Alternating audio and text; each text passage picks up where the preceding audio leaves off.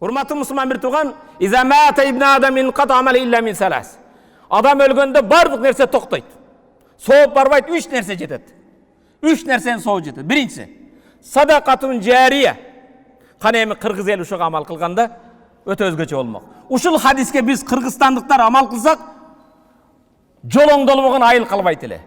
Көпүрө курулбаган дарыя калбайт эле. Таза суу менен камсылбогон айыл калбайт эле. Бир садака жария. Жылкы сою 7 жылкыны сойду эмес, 40-лык эмес, 53-лүк эмес.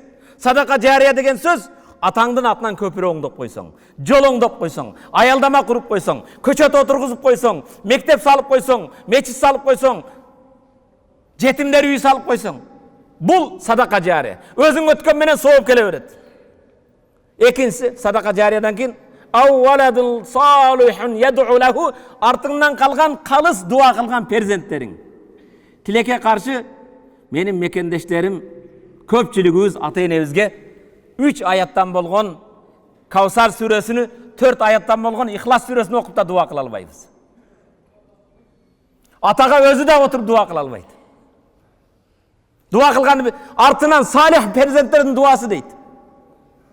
Ата-энеге дуа кылабызбы? Чоң ата чоң энеге дуа кыла алабызбы? Үчүнчүсү, ау илмун юнтафау бих, өзүңнөн кийин пайдалуу илим калтырсаң, билим калтырсаң, элди иманга, исламга чакырган жазылган китептерди басылып чыгарып таркатсаң. Ушул болгон ваз насаатты бирөөгө таркатууга аракет кылсаң. Ушак айыңды эмес. Кайманат ат менен кирип алып бирөөдү шубаганды билесин. Сооп иштерди. Элди биримдикке иманга чакырган нерсени.